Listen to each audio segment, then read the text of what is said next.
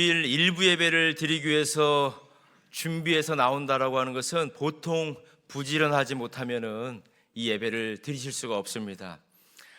피곤하고 지쳐 있을 줄 알고 있지만은 그래도 주님 앞에 예배를 드리고, 또 특별히 일부 예배는 우리 교사 선생님들이 많고 또 오늘 봉사를 하시기 위한 분들이 많은데, 특별히 이 일부 예배를 통해서 하나님이 부어주시는 놀라운 역사가 임할 줄 믿습니다.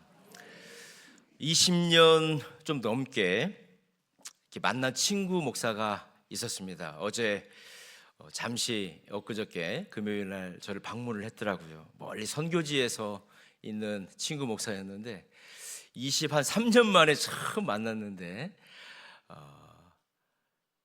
만나기는 20년이 넘었지만은 그 사이사이에 뭐 카톡도 하고 전화도 이제 했었습니다. 그런데 신기하게 엊그저께 만난 친구 같은 거 있죠.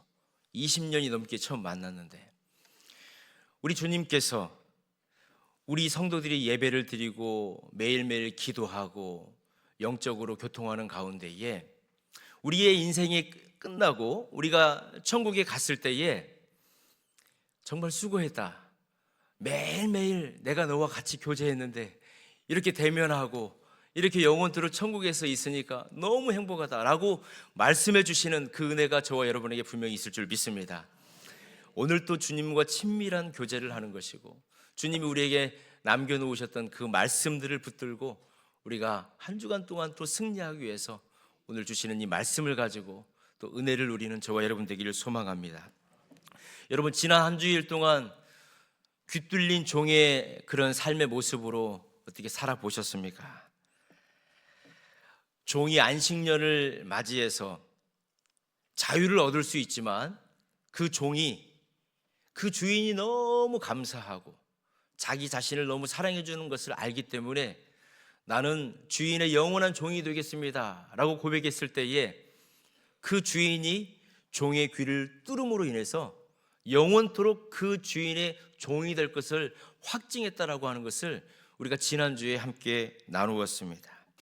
바로 저와 여러분을 위해서 십자가에서 손, 발, 옆구리에 모든 물과 피를 다 흘려주셨던 그 예수 그리스도를 예표해 주셨던, 그 뚫린 귀가 되어주시고 우리를 위해서 영원한 사랑의 종이 되어주실 것을 보여주셨던 그 예수 그리스도의 은혜가 저와 여러분을 한 주간 덮어주셨으리라 믿습니다. 그런데 그 뚫린 귀의 종이 된 우리에게 주님은 오늘 출애굽기 22장을 통해서 굉장히 감당하기 어려운 말씀들을 또 주시고 있는 것을 볼 수가 있습니다. 네가 사랑의 종이냐? 정말 네가 하나님의 자녀로서 하나님의 말씀을 가지고 이 세상을 살아갈 수 있냐? 그러면 재산 문제는 이렇게 해야 된다. 이웃에게 피해를 입혔을 때에는 최소 이렇게 해야 된다. 우리 하나님께서 출애굽기 22장을 통해서 말씀해 주시는 것입니다. 오늘 우리가 읽었던 그 본문을 통해서 사랑의 종이 이 땅에서 어떻게 살아가야 되는지를 보여주고 있습니다. 우리 1절 말씀을 같이 한 목소리로 한번 읽어보겠습니다. 시작. 사람이 소나 양을 도둑질하여 잡거나 팔면 그는 소 한 마리에 소 5마리로 갚고 양 한 마리에 양 4마리로 갚을지니라. 여러분, 이게 이해가 되십니까?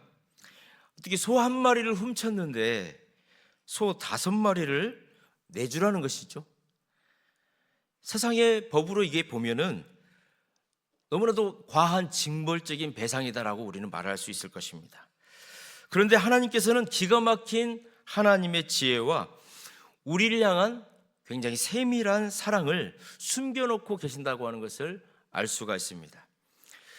오늘 우리가 본문을 자세히 보면 소는 5배입니다. 양은 몇 배입니까? 신기하죠. 소나 양이나 똑같이 4배면 4배, 5배면 5배 이렇게 해주시면은 계산하기도 좋고 이해하기도 좋을 텐데, 소는 한 마리 훔치면 5배 갚고 양은 한 마리 훔치면 4배 갚아라. 하나님께서 지금 그렇게 말씀을 하시는 것입니다. 당시에 양은, 이스라엘 사람들에게 있어서 양은 털과 고기를 이렇게 공급받는 생필품이죠. 그런데 소는 그 밭을 가는 겁니다.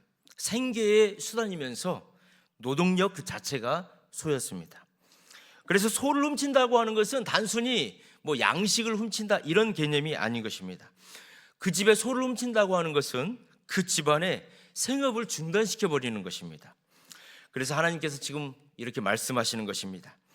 나는 단순히 물건값을 계산하는 하나님이 아니다. 그 물건이 사라짐으로써 깨어져 버린 이웃의 일상과 그의 영혼의 상처 그리고 무너진 신뢰를 계산하는 하나님이다. 이렇게 지금 하나님께서는 말씀하고 계시는 것입니다. 이것이 성경이 말하고 있는 회복의 정의인 것입니다. 세상의 법은 죄 지은 자를 어떻게 벌 줄까?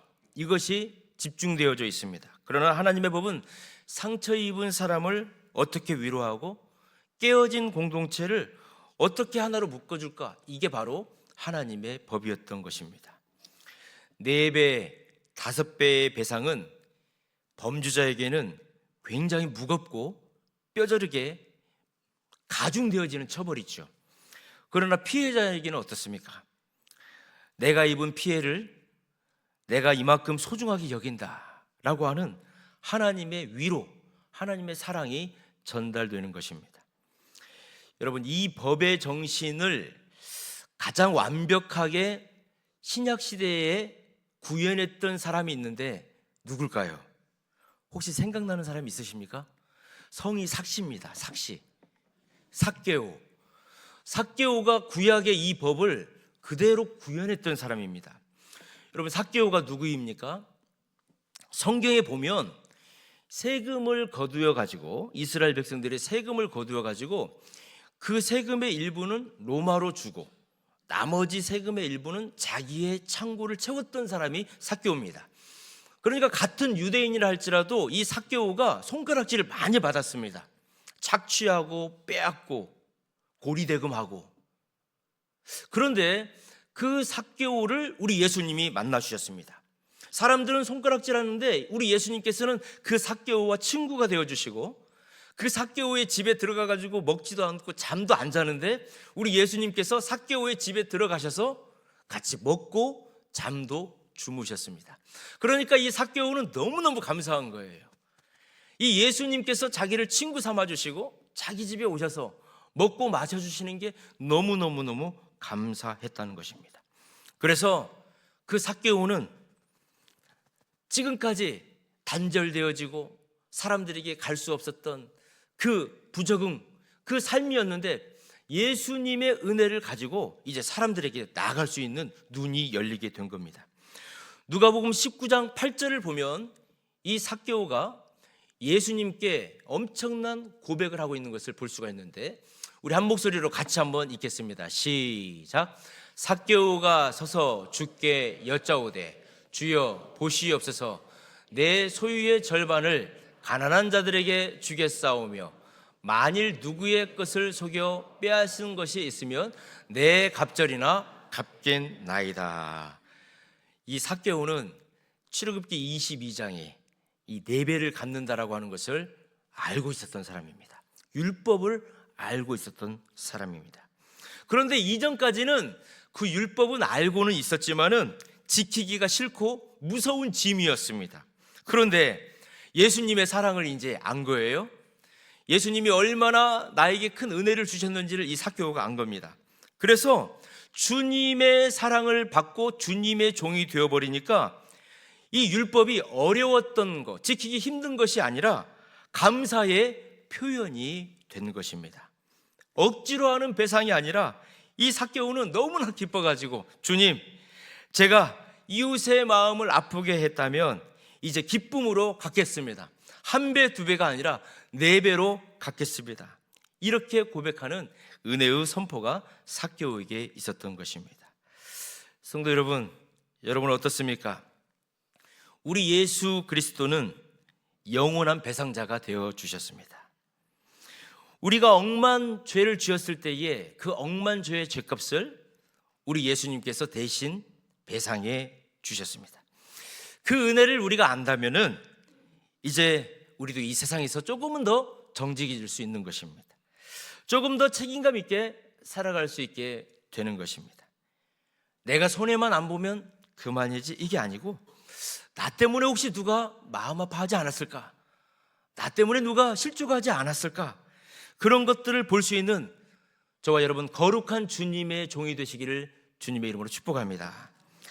오늘 5절 6절 본문 5절 6절을 보면 일상적인 우리의 실수 가운데서 일어날 수 있는 가운데 우리 주님께서 그 부분에 대해서 어떻게 하라고 하시는지 우리에게 말씀해 주고 있습니다. 하나는 내 가축, 내가 기르는 가축이 남의 밭에 들어가 가지고 그 밭을 망친 경우가 있습니다. 그리고 또 하나는 내가 내 밭에 풀 같은 것들을 태우다가 그 불씨가 그만 넘어가 가지고 상대방의 곡식단을 태워버렸을 때에 어떻게 해야 될지에 대해서 우리 하나님께서 말씀해 주고 있습니다. 이 두 가지의 공통점이 있는데 의도적이 아니라는 것입니다. 고의가 아니라는 것입니다. 그냥 어쩔 수 없이 일어나게 된 것이라는 것입니다. 그런데 우리 하나님께서는 단호하게 이것도 말씀하십니다. 배상하라는 것입니다. 자기 밭에 가장 좋은 것으로, 그것도 자기 밭에 있는 가장 좋은 것으로 그 사람에게 배상해 주어라, 우리 하나님이 말씀하고 있습니다. 우리는 상식적으로 내가 그 사람에게 하나를 손해를 끼쳤으면 하나만 주면 되지, 이런 생각을 우리가 하고 있습니다. 그런데 우리 하나님께서는 그 사람에게 그 하나 주는 것뿐만이 아니라 그 사람의 상처받은 마음, 그리고 네가 줄 때에 가장 좋은 것을 그 사람에게 주어라, 이렇게 지금 하나님이 말씀하시는 것입니다. 복음은 우리를 법 너머로 데려가지만 결코 법 아래로 우리를 떨어뜨리지 않는다는 것입니다. 성도 여러분, 이것을 우리의 일상으로 한번 가져와 볼까요? 저도 그런 경우가 있는데, 이제 운전을 하다가 주차된 다른 사람의 차를 좀 이렇게 긁을 때가 있습니다. 아무도 안 봅니다. CCTV도 없습니다. 그럴 때 우리에게는 이제 두 가지의 마음이 듭니다. 첫 번째는 이런 거죠. 그냥 지나가 버릴까? 아무도 모르는데. 그러면 우리는 법 아래에 있는 모습이죠. 그런데 이제 우리가 만약에 사랑의 법 아래에 있게 되어지는 경우에는 아니지, 그래서는 안 되지, 내가 연락처를 남기고 이분에게 연락을 드려야지, 그래서 선생님 제 부주의로 그만 선생님의 차를 좀 긁었습니다, 너무 미안합니다, 이렇게 말을 하게 되는 것입니다.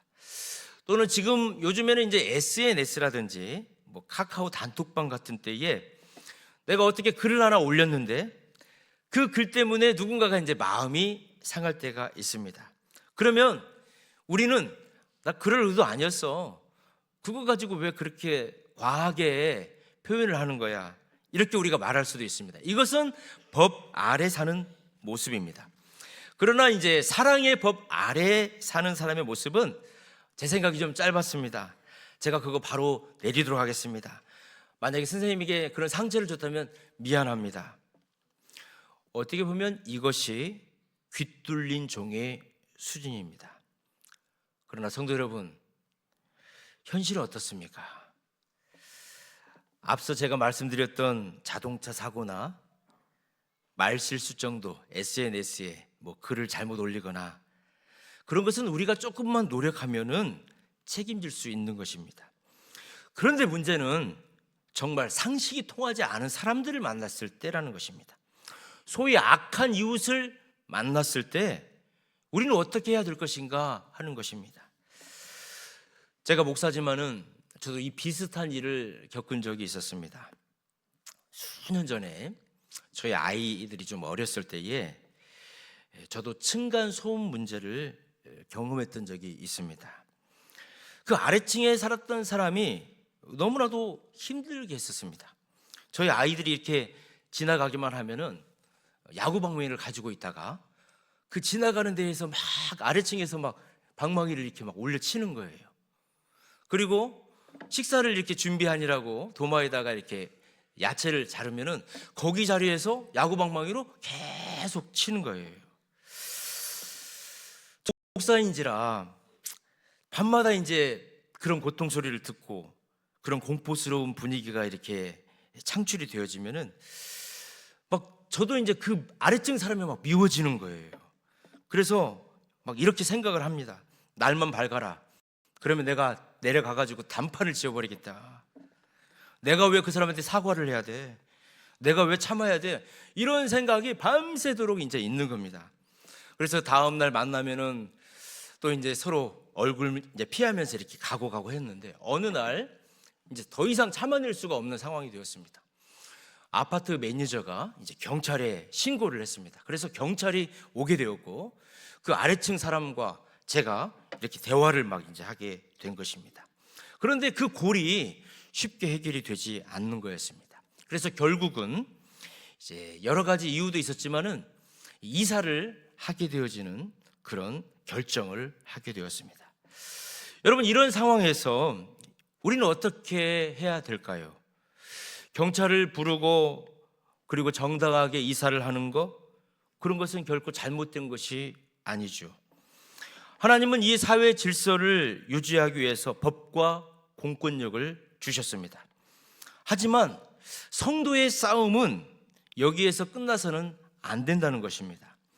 이제 그 경찰이 다녀간 뒤에 제 마음속에 우리 주님께서 이렇게 물으시는 것 같았습니다. 우리 주님께서 그렇게 저에게 물으시는 것 같았어요.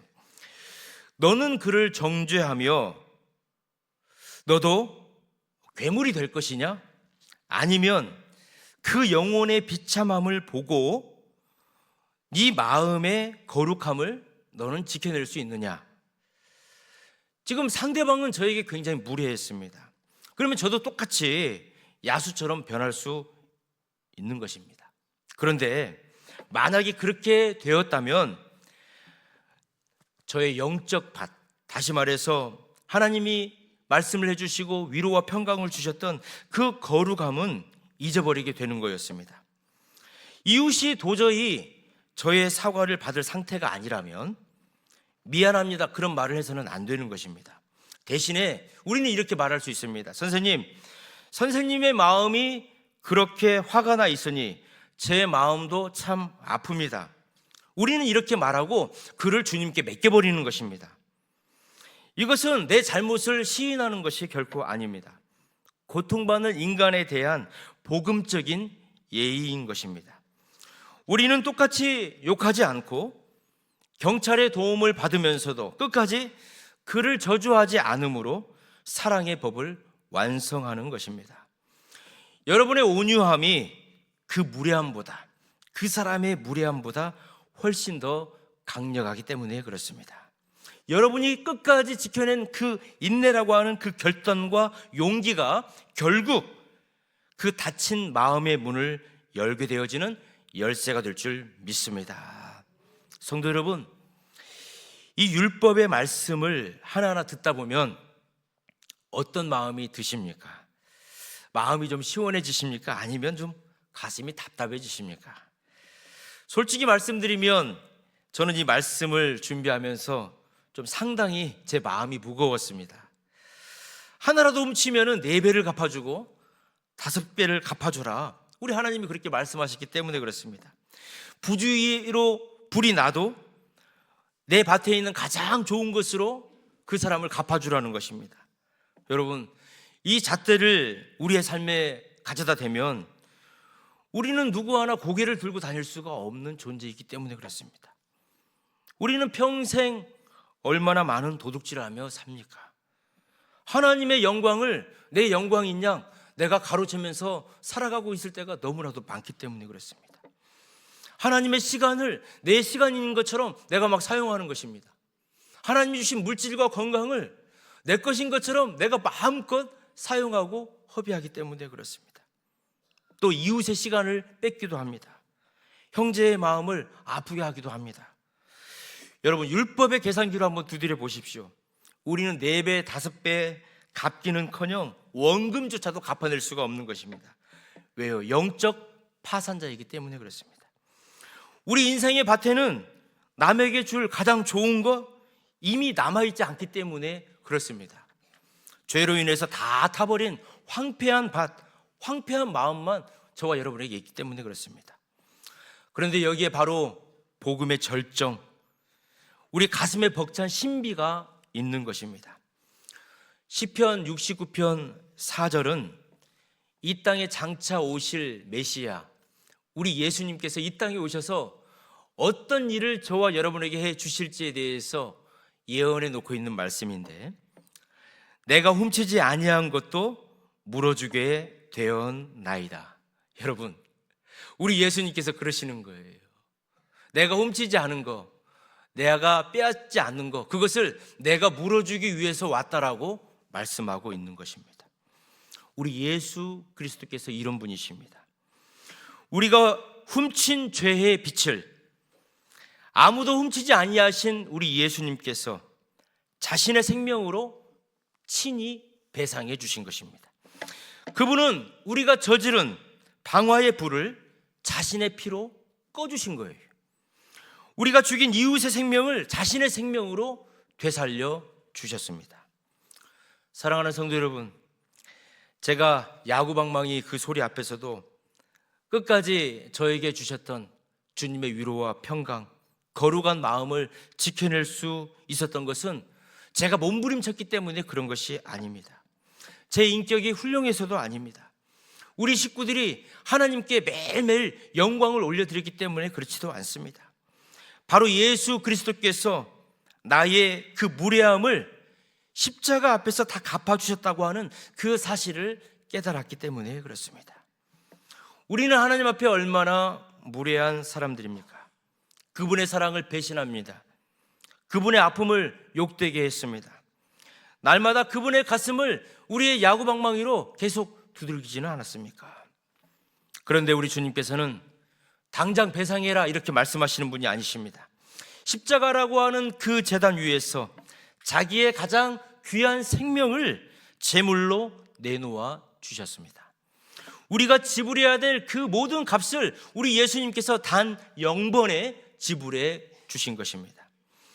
오늘 출애굽기 22장이 우리에게 공포나 협박이 아닌 이유는 십자가 뒤에서 우리 주님께서 이렇게 속삭여 주시기 때문에 그렇습니다. 사랑하는 자야, 네가 망쳐버렸던 그 밭, 네가 태워버린 그 이웃의 마음, 내가 내 생명으로 갚아 주었단다. 그러니 이제는 너는 세상 속에서 조금 손해보더라도, 심지어 억울한 일을 좀 당한다 하더라도 넉넉한 마음으로 사랑의 종답게 네가 한번 살아보지 않겠냐? 내가 너의 가장 든든한 배상자가 되어줄게. 내가 다 갚아줄 테니 너는 그저 그 사랑 안에만 거하면 돼. 여러분, 이 압도적인 주님의 은혜 가운데에 저와 여러분이 풍덩 담겨지기를 주님의 이름으로 축원합니다.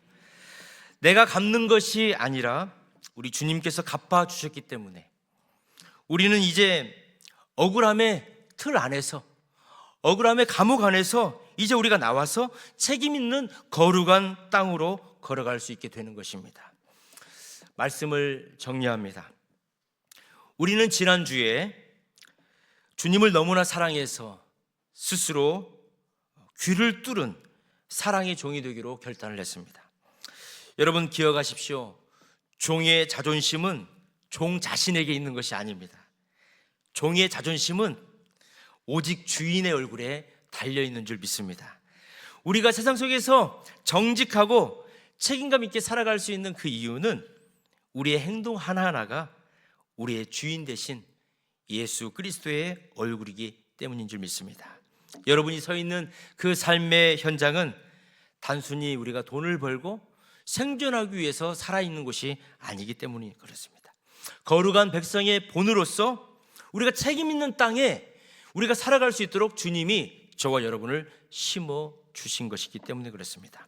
그래서 이번 한 주간 동안 우리가 이 세 가지를 가지고 한번 살아봤으면 좋겠습니다. 넉넉한 성도가 되시기를 주님의 이름으로 축원합니다.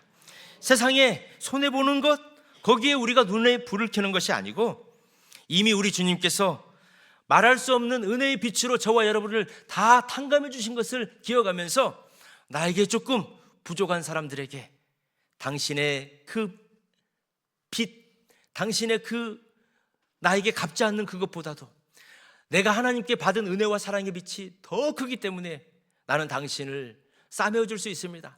이렇게 말할 수 있는 저와 여러분 되길 주님의 이름으로 축원합니다. 또한 정직하게 고백하고 사과하는 한 주간이 되기를 원합니다. 가장 좋은, 나에게 가장 좋은 것을 꺼내어서 그 사람과 나누어 주는 것입니다. 우리의 권위는 그 사람 위에 군림하는 것이 아니라 정직하게 내 잘못을 시인하는 용기가 있을 때에 그 사람은 나를 진정한 리더로, 그리고 진정한 상사로 인정해 줄 것입니다. 여러분의 마음의 밭을 끝까지 지켜내시기를 주님의 이름으로 축원합니다. 야구방망이 소리처럼 상식이 통하지 않는 무례한 사람을 만난다 할지라도 그 무례함에 똑같이 무례함으로 반응하는 순간에 우리의 마음에 가장 주셨던 주님의 평강과 거룩이 무너지기 때문에 그렇습니다. 그래서 우리는 이렇게 선포하는 것입니다. 하나님, 저 사람의 무례함보다 주님의 은혜가 더 크십니다. 나는 오늘 내 마음의 평강을 주의 보혈을 의지하여 지키겠습니다. 이 온유함으로 한 주간 승리하시는 저와 여러분, 이 세상 가운데 책임 있는 종으로 살아가는 저와 여러분 되시기를 주님의 이름으로 축원합니다. 주신 말씀을 붙들고 우리 합심으로 한번 기도할 때에, 주님, 우리가 지불해야 될 모든 죄의 빚을 십자가에서 생명으로 갚아주시니 감사합니다. 이제 예수님의 그 압도적인 은혜를 날마다 기억하며 빚진 자의 심정으로 살게 하여 주시옵소서. 주신 은혜 감사합니다. 주님, 책임 있는 삶을 살겠습니다. 세상 속에서 내 이익을 챙기기보다 이웃의 아픔을 먼저 살피게 하여 주시고, 사소한 일에서도 정직하게 책임지는 거룩한 백성의 본을 보이게 하여 주시옵소서. 주님이 주신 평안과 거룩함을 지키는 한 주가 되게 하여 주시옵소서. 무례하고 악한 환경 속에서도 내 마음의 가장 귀한 보물인 주님이 주시는 평안이 빼앗겨지지 아니하도록 우리의 온유함을 통해 주님의 영광을 드러내게 해달라고 주님의 이름을 한번 부르며 합심으로 한번 기도하겠습니다. 주여, 살아계신 하나님 아버지, 은혜와 사랑 감사합니다. 소를 훔치면 4배를 갚고 5배를 갚고 양을 훔치면 4배를 갚아라라고 주님 말씀하셨지만, 그것이 율법의 아버지 힘들고 어려운 것이 아니라 주님이 나를 위해서 얼마나 큰 은혜와 사랑을 베풀어 주셨고, 그것은 율법이 되는 것이 아니고 기쁨이 되는 거였습니다. 삭개오는 주님, 내 모든 재산의 절반을 내가 착복하고 힘들게 했던 사람들에게 나누어 주겠습니다. 그리고 내가 4배의 갑절을 그들에게 갚겠습니다 라고 말했던 것은 이제 그 율법이 힘들고 어려운 것이 아니라 주님의 은혜가 컸기 때문에 자연적인 주님 앞에 올려드리는 은혜의 표현이 되었던 것입니다. 주님, 한 주간 동안도 주신 은혜 감사하게 하여 주시옵소서. 주님이 나를 위하여 억만 죄의 빛을 갚아주셨던 그 은혜에 감사하게 하여 주시고, 주님의 압도적인 은혜에 날마다 찬양하게 하여 주시옵시고, 이제 세상 속에서 내 이익을 챙기기보다도 이웃의 아픔을 먼저 살피며 사소한 일에도 정직하게 책임지는 거룩한 백성이 되게 하여 주시옵시고, 무례하고 악한 환경 가운데에서도 내 마음의 가장 귀한 보물인 주님이 주시는 평강과 거룩함을 빼앗기지 아니하는 온 성도들이 되게 하여 주시옵소서. 하나님 아버지, 야구방망이 소리에 가슴이 뛰고 억울함에 잠 못 이루는 우리의 현실을 아시는 주님 감사합니다. 우리가 갚아야 할 모든 죄의 빚을 예수님이 십자가에서 대신 갚아주셨음을 이 시간 다시 한번 붙듭니다. 주님, 이제는 은혜 입은 자답게 살고 싶습니다. 내 부주의로 이웃이 눈물 흘리지 않게 하여 주시고, 혹여 악한 이웃을 만나더라도 내 마음에 가장 좋은 것은 평안을 도둑맞지 않게 하여 주시옵소서. 상처받은 우리의 마음을 주님의 보혈로 씻어주시고, 이번 한 주간 우리가 걷는 모든 땅이 책임과 사랑이 꼽히는 거룩한 땅이 되게 하여 주시옵소서. 우리를 위해 영원한 배상자가 되어주신 예수님 거룩하신 이름으로 기도드립니다. 아멘.